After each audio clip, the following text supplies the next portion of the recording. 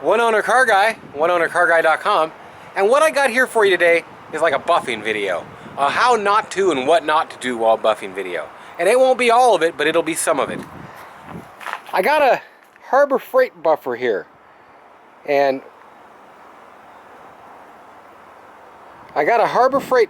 I'm saying it twice because I had to turn on my Google Glass, and I wanted to do this through Google Glass too. Don't know how I'll put it all together, but basically, number one, keep everything clean.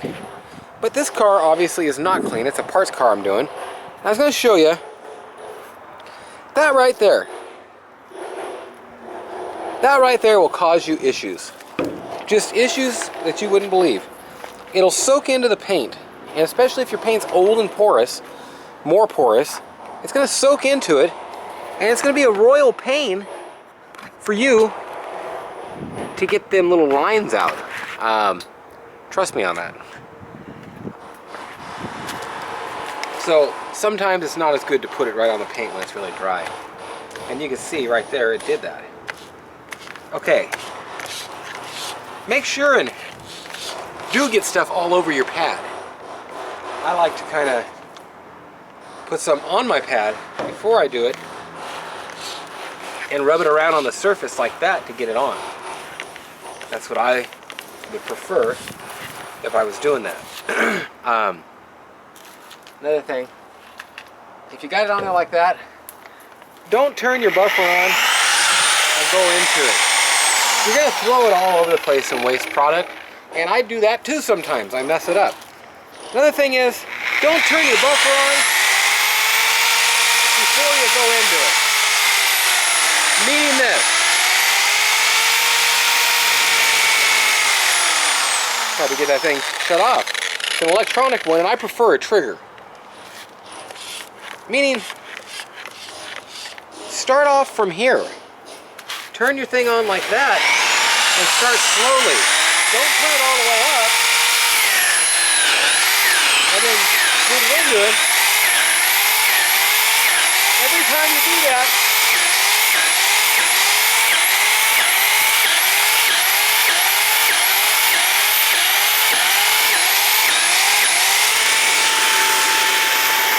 that's what could happen. Now I'm going to have to show you that up close to where you can see. Hang on a sec here. But just them little bumps. That is to the metal almost. Just don't do that. Just, that's all there is to it. That's a very big mistake that I've seen people make on their cars. And honestly, there is no repairing this.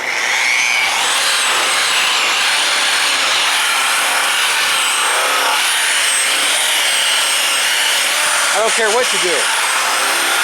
That ain't getting repaired.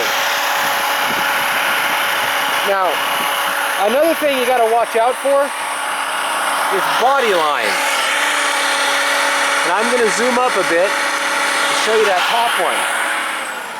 Honestly, I hate this digital thing. Don't get one. Okay, right now, it just got wax on it and there's nothing really bad here.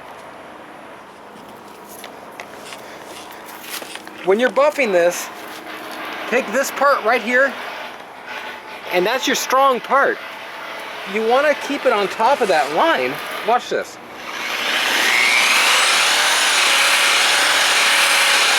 And then come out and get the top of this.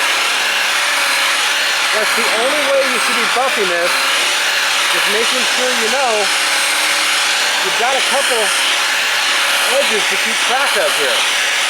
Now, should you not stay above the line and below the line, it's very easy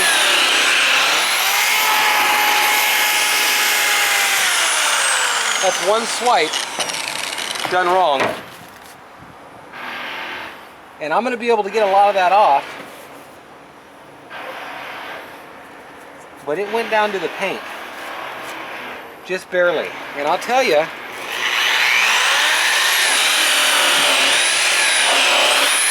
very easy to do.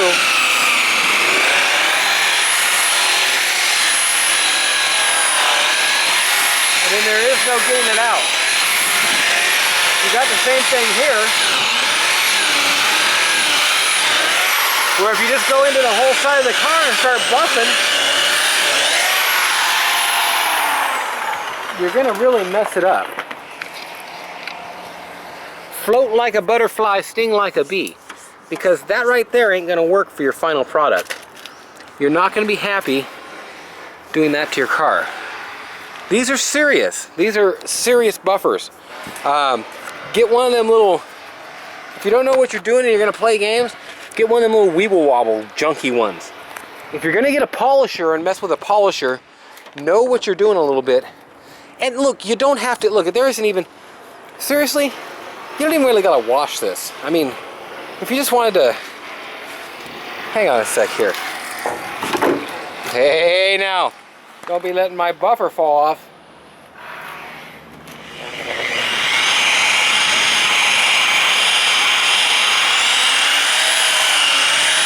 It's amazing what a buff.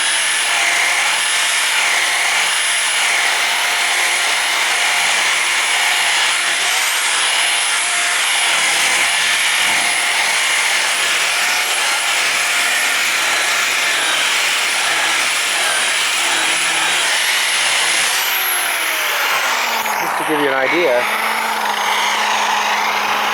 I mean, it looks great. I can't turn that buffer off to save my soul. Now I'm gonna show you something else here. I understand this isn't like Steven Spielberg camera work or nothing, but I want to show you, I call it rolling edges, and I know it's not what it's really called. I'm sure somebody else has a way better name than me. But when you're doing this on the edge of a trunk or somewhere, keep the pressure right in the center. Do your top surface and do your side surface. Don't do the middle surface. Okay. Now that this one and this one are done, don't ever come on it like that. Just allow it to roll down real nice and easy.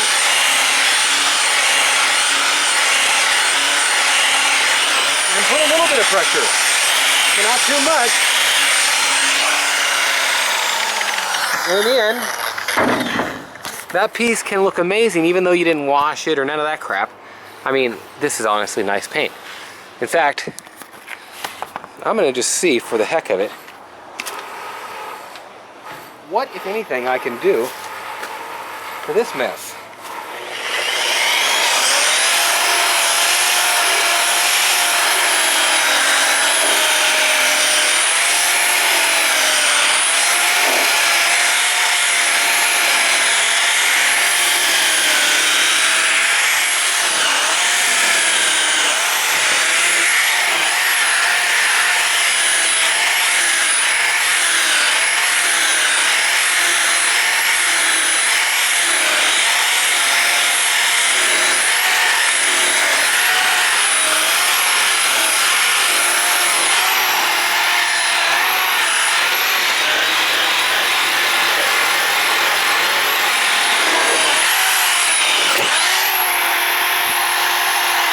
And as you've seen, that took some of this right off.